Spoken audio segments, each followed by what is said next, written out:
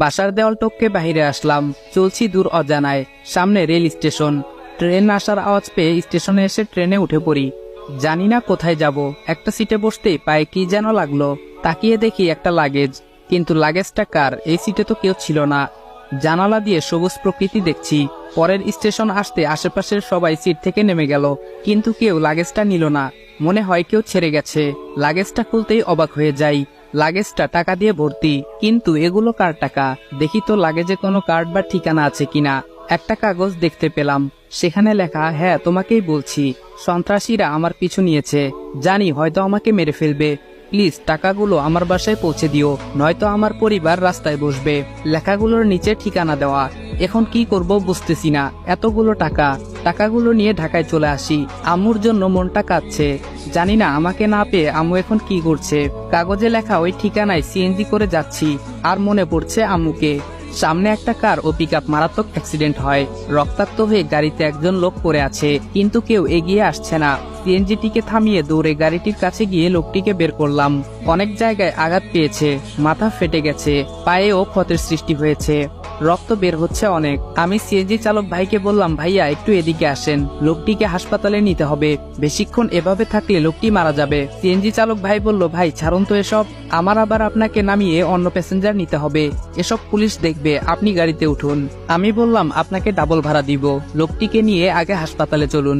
এদিকে লোকটির অবস্থা আরো খারাপ হতে লাগলো। তাড়াতাড়ি সামনের একটা হাসপাতালে নিয়ে আসলাম।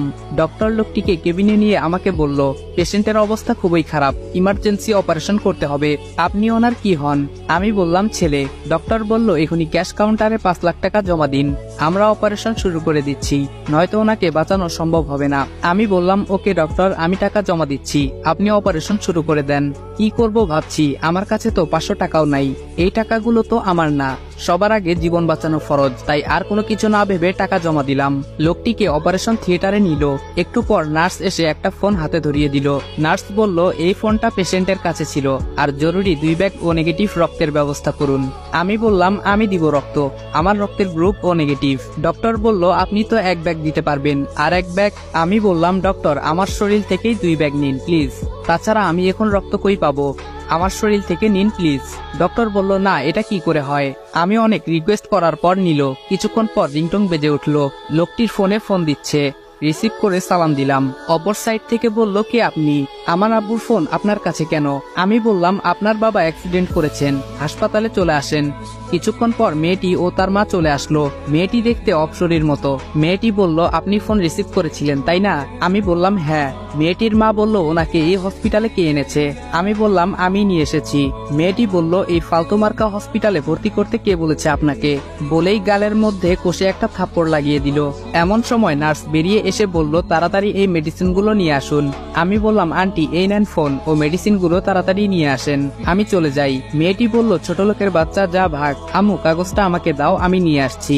আমি মনে মনে বললাম, হায়রে মানুষ, ওনার বাবাকে বাঁচাতে কত কি করলাম, আর উনি আমার গায়ে হাত তুললো, অপমান করলো। আমার কপালটাই হয়তো খারাপ, তাই এমন কষ্ট পাই। বাহিরে এসে কাগজের ঠিকানায় যাওয়ার জন্য সিএনজিতে উঠলাম। তেজগাঁও এসে সিএনজি থেকে নামলাম। একটা লোককে জিজ্ঞেস করলাম, ভাইয়া এই ঠিকানা একটু দেখিয়ে দিবেন? লোকটি বলল, সামনে গিয়ে ডানে যাবেন, আশেপাশে খুঁজে দেখবেন, পেয়ে যাবেন। অবশেষে বাসা খুঁজে পেলাম। কিন্তু এটা কি বাসা নাকি রাজপ্রাসাদ? অনেক সুন্দর ফুলের গাছও লাগানো। বাসার নিচে থাকা দারোয়ানকে ঠিকানা দেখিয়ে জিজ্ঞেস করলাম। দারোয়ান বলল, হ্যাঁ আপনি কে? আমি বললাম, আমাকে চিনবেন না, এই বাসার লোকের সাথে কিছু কথা আছে, দেখা করতে চাই। দারোয়ান বাড়ির ভিতরে চলে গেল। একটু পর বাহিরে এসে আমাকে ভেতরে যেতে বলল। আমি ভেতরে ঢুকে একটা মহিলাকে দেখে সালাম দিলাম। আসসালামু আলাইকুম। এই টাকাগুলো মনে হয় আপনার স্বামীর, এই চিরকুটটা পড়ুন। পকেটে হাত দিয়ে খুঁজে পেলাম না, মনে হয় হারিয়ে ফেলেছি। আমি বললাম, কই গেল? পকেটেই তো ছিল। মহিলাটি বলল, কি হলো, বিড়বিড় করছেন, কিসের টাকা, কই দেখি। আমি বললাম, লাগেজের চেনটা খুলে দেখুন। আন্টি বলল, ইমির বাবা তো এই টাকা নিয়ে আসার কথা, উনি কই? আমি বললাম, আমি জানি না, আমাকে কথা বলতে না দিয়ে তুমি আমার বাবাকে খুন করনি তো? কই সব দারোয়ান? সবাই এসে আমাকে বেঁধে ফেলে ও মারধর করতে শুরু করে। টাকা গোনার পর এখানে তো 95 লাখ টাকা, বাকি 5 লাখ টাকা কোথায়? মেয়েটি বলল, আম্মু পুলিশকে ফোন দাও। একটু পর পুলিশ এসে নিয়ে গেল। আমাকে রিমান্ডে নেওয়া হয়েছে, তাই ইচ্ছা মতো 3rd ডিগ্রি দিচ্ছে। অপরদিকে ডাক্তার বলল, পেশেন্ট আউট অফ ডেঞ্জার। আপনার ছেলে ঠিক সময় মতো না নিয়ে আসলে হয়তো পেশেন্ট সারা জীবনের জন্য পঙ্গু হয়ে যেতেন। মহিলাটি বলল, কি আমার ছেলে? মানে আমার তো কোনো ছেলেই নেই। ডক্টর বলল, তাহলে ওই ছেলেটা কে ছিল? মহিলাটি বলল, চিনি না তো। নার্স বলল, ও এই জন্যই বুঝি আপনার মেয়ে ছেলেটিকে থাপ্পড় মারলো। গুড, হয়তো আপনারা বড় লোক, পোশাক আশাকে বলে দিচ্ছে, কিন্তু আপনাকে ছোট লোক বলতেও ঘৃণা হচ্ছে। মা ও মেয়ে কথাগুলো শুনে অবাক হয়ে গেছে। নার্স বলল, আপনি কি জানেন ছেলেটি চিকিৎসার জন্য 5 লক্ষ টাকা জমা দিয়েছে? টাকাটা জমা না দিলে হয়তো এখন পর্যন্ত আপনার স্বামী বেঁচে থাকতো না। মা ও মেয়ে নিশ্চুপ। নার্স বলল, নিজের শরীর থেকে 2 ব্যাগ রক্ত দিয়েছে, যা হয়তো আপনার নিজের ছেলে হলে করতো কিনা সন্দেহ। এখন রোগীর কাছে যাওয়া যাবে না। ডক্টর ও নার্স চলে যায়। এদিকে মেয়েটি মনে অনেক কষ্ট পায়। মেয়েটি তার আম্মুকে বলে, আম্মু আমি এটা কি করলাম? এই কাজের জন্য আমায় আল্লাহ হয়তো ক্ষমা করবে না। মহিলাটি বলল, কাঁদিস না মা, কখনো যদি দেখা হয়ে যায় ক্ষমা চেয়ে নিস। তবুও মেয়েটি তার অন্যায় বুঝতে পেরে চোখের পানি ঝরাচ্ছে। অন্যদিকে আমাকে পুলিশ অনেক মারে, এদিকে আমি কাগজটাও হারিয়ে ফেলেছি। আমাকে এত মারার পরও আমি ব্যথায় চিৎকার করতেছি না। এই ব্যথা তো ক্ষণিকের, তার থেকেও অনেক বড় ব্যথা আমার মনে। অপরদিকে আমান সাহেব বাসায় ফিরে আসে আর জানতে পারে কেউ একজন টাকা নিয়ে আসে, আর 5 লক্ষ টাকা কম থাকায় তাকে তারা পুলিশে দিয়ে দেয়। আসসালামু আলাইকুম এভরিওয়ান।